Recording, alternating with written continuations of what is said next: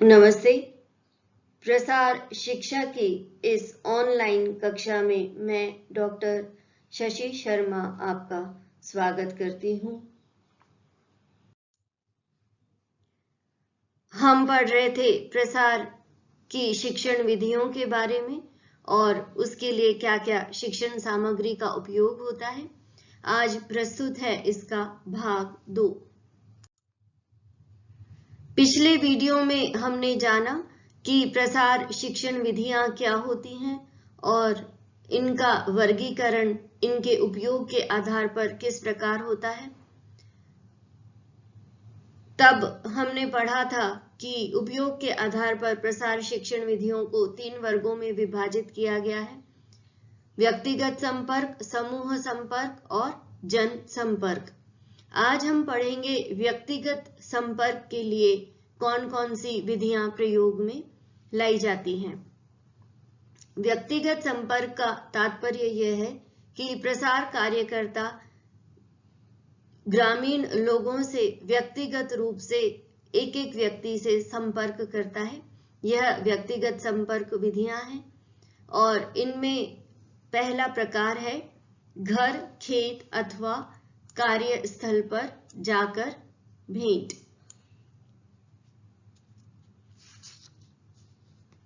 ग्रामीण स्त्रियों, युवकों, कृषकों, मजदूरों आदि से व्यक्तिगत संपर्क स्थापित करने के लिए उनके खेत, घर, गौशाला अथवा जहां भी वे कार्य करते हैं वहां प्रसार कार्यकर्ता को स्वयं जाकर भेंट करनी होती है और उनके जीवन से जुड़ी समस्याओं और उसके समाधान के बारे में उनको जानकारी देनी होती है। जब प्रसार कार्यकर्ता ग्रामीण लोगों से उनके कार्यस्थल पर जाकर भेंट करता है, चाहे वह उनका खेत हो, घर हो अथवा जहां पे वह कार्य करते हैं, तो उसे वहां की परिस्थितियों की विस्तार पूर्वक जानकारी हो जाती है क्योंकि वह स्वयं अपने अनुभव से उन समस्याओं को देख सकता है। खेत में जाकर वह वहां की मिट्टी की प्रकृति, सिंचाई सुविधा, जलवायु, लोगों की माली हालत, पशुओं की हालत, चारे की व्यवस्था, फसलों की जानकारी आदि स्थितियों के बारे में जान सकता है। गांव में जाकर स्त्रियों व बालकों की स्थिति, शिक्षा, विद्यालय, अस्पताल, नहर, कैनाल आदि की सुविधाएं या कौन कौन सी चीजें उपलब्ध हैं उनके बारे में जानकारी प्राप्त कर सकता है। इसके अतिरिक्त लोगों से संपर्क के द्वारा वह उनकी रुचियों, आवश्यकताओं, समस्याओं तथा उपलब्ध साधनों के बारे में भी जानकारी जुटा सकता है और उसी के आधार पर उनकी समस्याओं को दूर करने के लिए समाधान भी ढूंढ सकता है, किसी कार्यक्रम का नियोजन कर सकता है। इसके साथ ही व्यक्तिगत संपर्क के द्वारा या उनके कार्यस्थल पर या उनके घर पर जाकर भेंट करने के द्वारा वह उनकी संस्कृति, व्यवहार, खान पान, उनके रीति रिवाज, पहनावा आदि से भी परिचित हो जाता है और लोगों से भी भली भांति परिचित हो जाता है और इस कारण उसका लोगों के साथ में इंटरैक्शन बहुत अच्छा हो जाता है, उनके साथ अच्छे संबंध बन जाते हैं और लोग उसकी बातों को सुनने लगते हैं और समझने लगते हैं और उनका प्रसार कार्यकर्ता पर विश्वास भी जम जाता है। यह सबसे उत्तम विधि है किसी भी प्रसार कार्यक्रम को किसी गांव में सफल रूप से चलाने के लिए। इससे प्रसार कार्यकर्ता को गांव के प्रत्येक लोगों के बारे में जानकारी हो जाती है, उनके बीच अच्छा रैपो डेवलप हो जाता है और आपसी संबंध भी विकसित हो जाते हैं। इस विधि का लाभ यह है कि ग्रामीणों की समस्याओं, आवश्यकताओं तथा स्थानीय संसाधनों का ज्ञान प्रसार कार्यकर्ता को आसानी से हो जाता है। इसके अलावा क्योंकि वह उन लोगों के बीच में जाकर बात करता है, उनके साथ रहता है, तो उनका विश्वास प्राप्त करने में भी उसको इस विधि से सहायता मिलती है। व्यक्तिगत संपर्क विधि में द्वितरफा संचार संभव है। वह जब लोगों से बात करता है तो उनकी समस्याओं के बारे में, उनकी रुचियों के बारे में, उनके जीवन मूल्यों के बारे में और उनकी इच्छाओं के बारे में वह उनसे फीडबैक लेता है और अपनी बात कहता है। और इस प्रकार से दो तरफा संचार, जो कि किसी भी कार्यक्रम के सफल होने के लिए या नियोजन होने के लिए आवश्यक है, वह संभव हो पाता है। ग्रामीण नेता चुनने में सहायक। घर या खेत या कार्यस्थल पर जाकर लोगों से भेंट करने पर प्रसार कार्यकर्ता को उन लोगों के बारे में जानकारी हो जाती है। सबसे व्यक्तिगत संपर्क हो जाता है, व्यक्तिगत पहचान हो जाती है और वह यह जान पाता है कि किस व्यक्ति में अच्छे नेतृत्व के गुण हैं, कौन व्यक्ति है जो आगे बढ़ना चाहता है, नवीन प्रयोगों को करना चाहता है, विकासशील विचारों पर बल देता है, विचारों को रखता है। तो ऐसे व्यक्ति नेतृत्व के लिए बहुत अच्छे माने जाते हैं। और जब प्रसार कार्यकर्ता लोगों से व्यक्तिगत रूप से संपर्क करता है तो उसे ग्रामीण नेता चुनने में सहायता मिलती है। व्यक्तिगत संपर्क द्वारा सुखद, अच्छे व लाभप्रद परिणाम मिलते हैं, क्योंकि इस प्रकार की संपर्क विधि से प्रसार कार्यकर्ता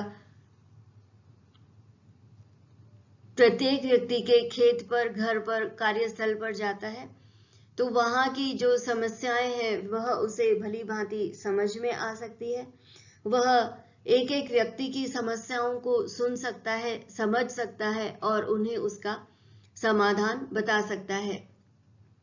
जैसे किसी का बच्चा बीमार है और या उसको बार बार इन्फेक्शंस हो रहे हैं या इन्फेक्टिव डिजीजेस हो रही हैं, तो वह जाकर देख सकता है कि घर में पर्याप्त स्वच्छता का ध्यान रखा जा रहा है या नहीं, बच्चे को प्रॉपर वीनिंग की जा रही है या नहीं, या प्रॉपर आहार दिया जा रहा है या नहीं। यह घर पे जाने से उसको अच्छी तरह से पता चल जाता है और वह उस समस्या का समाधान भली भांति कर सकता है, उनकी समस्याओं की जड़ में पहुंच के उसका कारण ढूंढकर। तो इस प्रकार व्यक्तिगत संपर्क द्वारा सुखद, अच्छे और लाभप्रद परिणाम तुरंत प्राप्त हो जाते हैं। किसी भी कार्यक्रम का क्रियान्वयन आसान हो जाता है, क्योंकि प्रसार कार्यकर्ता के प्रति लोगों का विश्वास तथा प्रेम बना रहता है, इसलिए वे उसकी बात को सुनते हैं और उसकी बात को अमल भी करते हैं।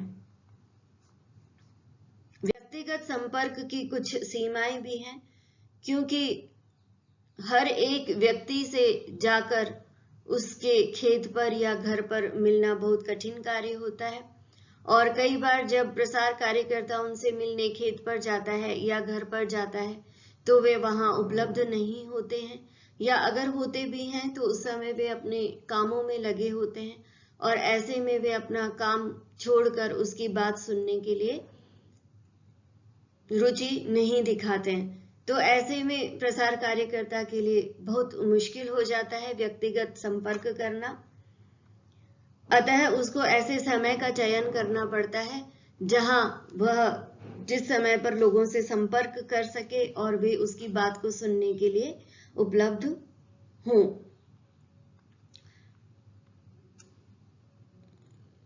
व्यक्तिगत संपर्क विधि में समय और ऊर्जा का अधिक व्यय होता है, क्योंकि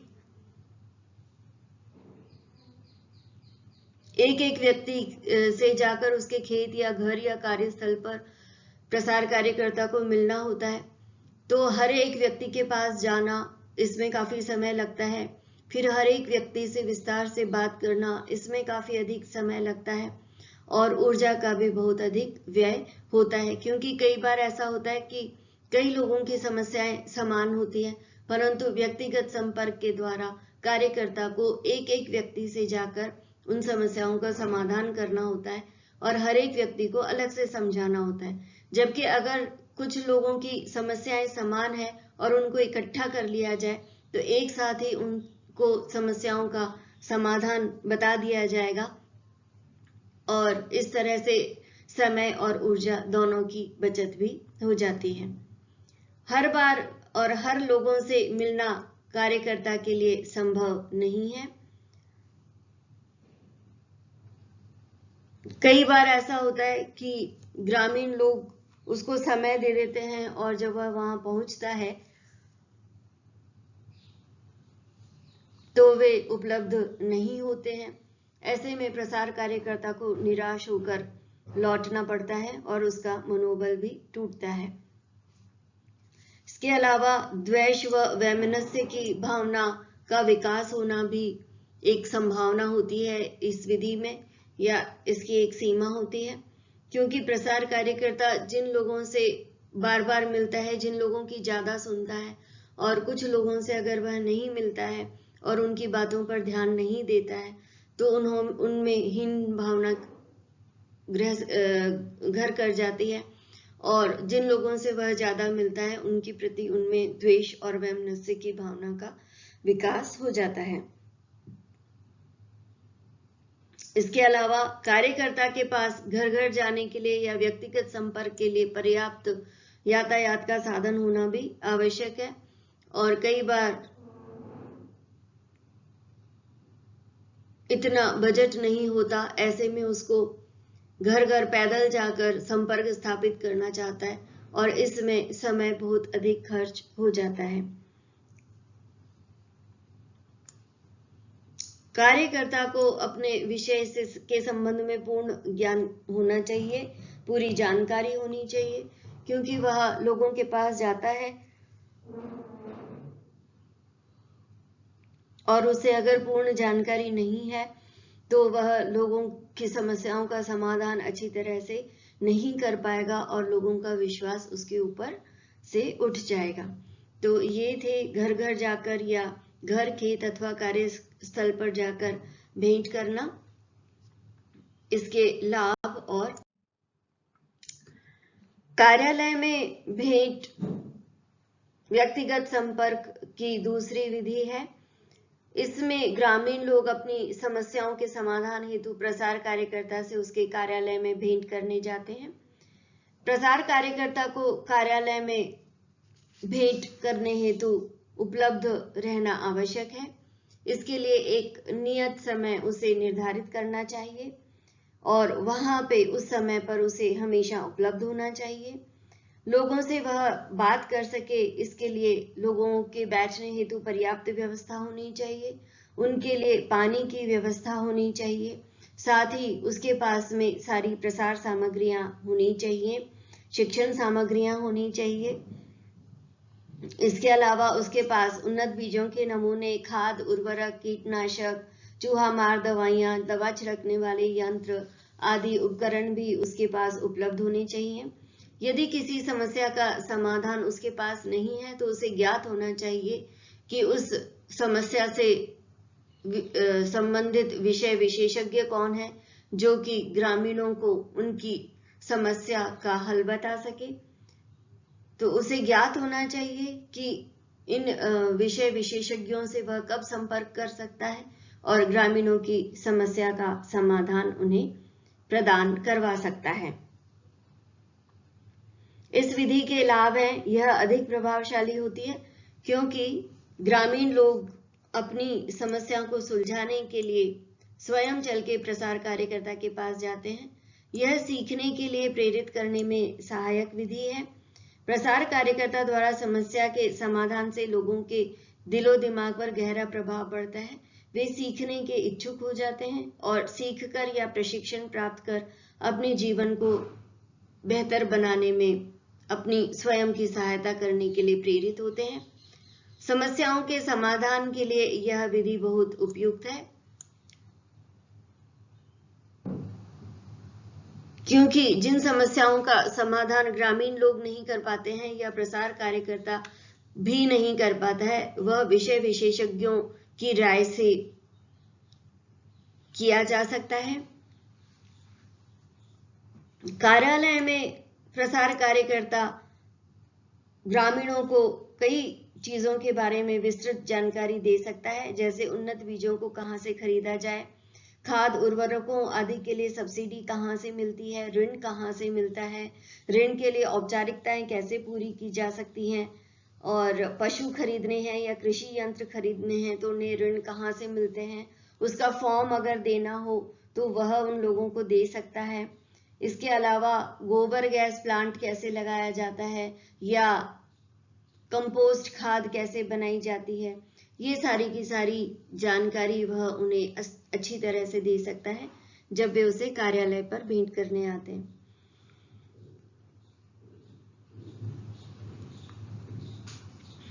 कार्यालय पर भेंट के द्वारा एक अच्छा वातावरण तैयार होने में भी सहयोग मिलता है। ग्रामीण बेरोजगार युवक युवतियों को कुटीर उद्योग का प्रशिक्षण देकर उन्हें स्वावलंबी बनाया जा सकता है।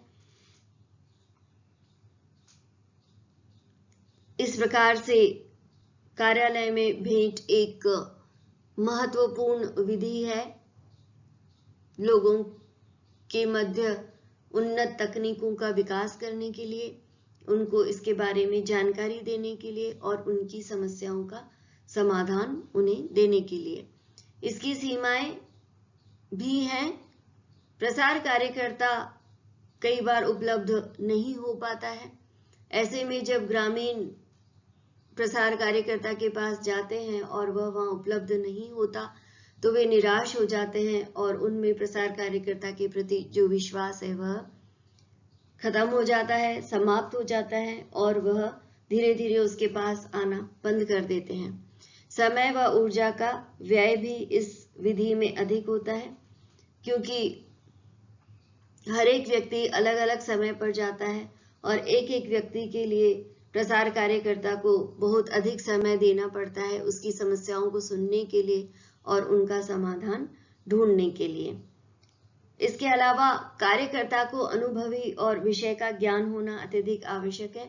यदि प्रसार कार्यकर्ता को पूरा अनुभव नहीं है और विषय का ज्ञान नहीं है तो जो लोग उसके पास अपनी समस्याओं के समाधान के लिए आ रहे हैं वे समस्याओं का समाधान नहीं ढूंढ पाएंगे, क्योंकि प्रसार कार्यकर्ता को इसकी जानकारी नहीं होती है और इस जानकारी के अभाव में वह अपनी छाप ग्रामीणों के ऊपर नहीं छोड़ पाता है और ग्रामीणों की रुचि प्रसार कार्यक्रम के प्रति समाप्त हो जाती है।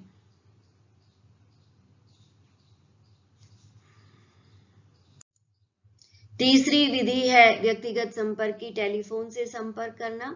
जब प्रसार कार्यकर्ता ग्रामीणों को नई सूचनाओं, तथ्यों, उपकरणों, यंत्रों आदि की जानकारी टेलीफोन के माध्यम से देता है तब उसे हम टेलीफोन वार्ता कहते हैं।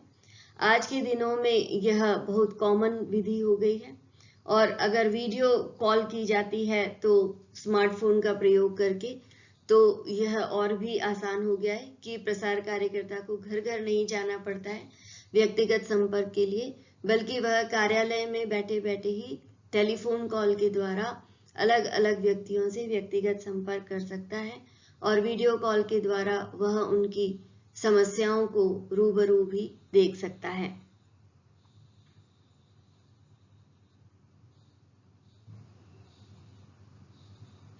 इस विधि के लाभ इस प्रकार से हैं। अल्प समय में घर बैठे समस्या का समाधान हो जाता है। जैसे प्रसार कार्यकर्ता को अगर यह पूछना है कि किसी के फसल में कोई बीमारी लग गई है या ज्यादा गर्मी और सर्दी से या मौसम के विपरीत होने से फसल पर खराब प्रभाव पड़ रहा है या फसल खराब हो रही है तो उसके लिए वह क्या उपाय अपना सकते हैं, यह प्रसार कार्यकर्ता से पूछ सकता है और प्रसार कार्यकर्ता अपने घर बैठे बैठे या कार्यालय में बैठे बैठे उनकी इस समस्या को हल कर सकता है। या कीड़े लग गए हैं या इसी प्रकार से घर की कोई समस्या है, कोई महिला बीमार है, पुरुष बीमार है या बच्चा बीमार है तो उसे किस प्रकार से उपचार देना चाहिए, किसके पास में जाना चाहिए, या कोई पशु बीमार है तो उसकी उसके लिए क्या करना चाहिए, ये सब जानकारी टेलीफोन से संपर्क के द्वारा जुटाना आसान हो जाता है। अतः इस विधि के द्वारा समय और शक्ति की बचत भी होती है। किसी कार्यक्रम को जब कोई कार्यकर्ता आयोजित करता है तो उसकी सूचना टेलीफोन के द्वारा वह कई लोगों को दे सकता है और एक एक व्यक्ति से संपर्क करके वह उनको उस कार्यक्रम के लिए इनवाइट कर सकता है। तो ऐसे में प्रत्येक व्यक्ति अपने आप को विशिष्ट महसूस करता है कि कार्यकर्ता ने उससे व्यक्तिगत रूप से संपर्क करके उसे यह बात कही है, तो वह उस कार्यक्रम में जरूर जाना चाहता है। इसके अलावा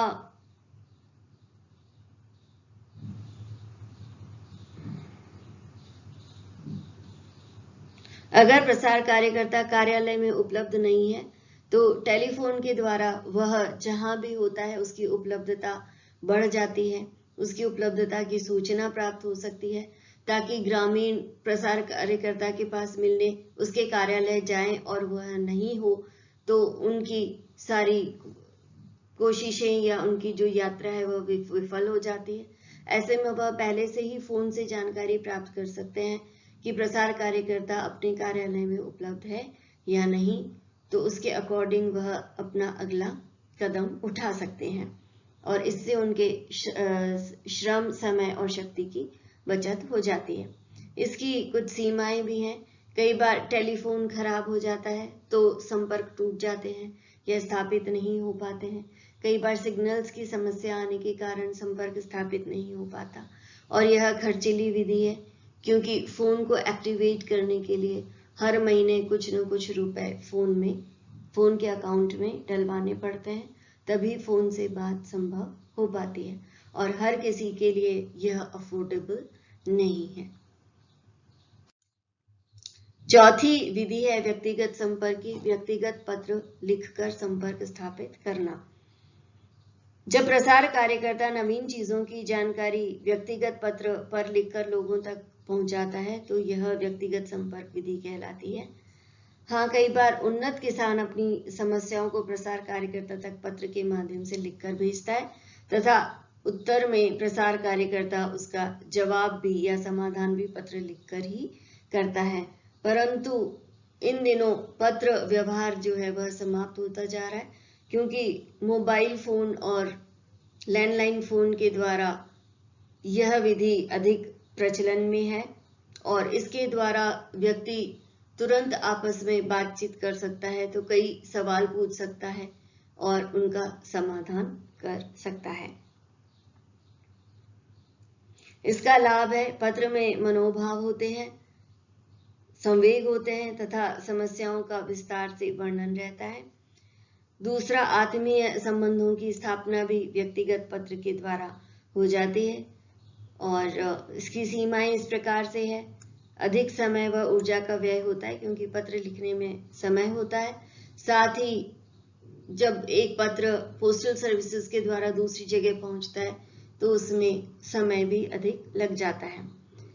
अगर प्रसार कार्यकर्ता को पर्याप्त जानकारी नहीं है, ऐसे में वह अगर गलत सूचना दे देता है तो इसका गलत प्रभाव पड़ता है और लोगों में अविश्वास की भावना का विकास हो जाता है।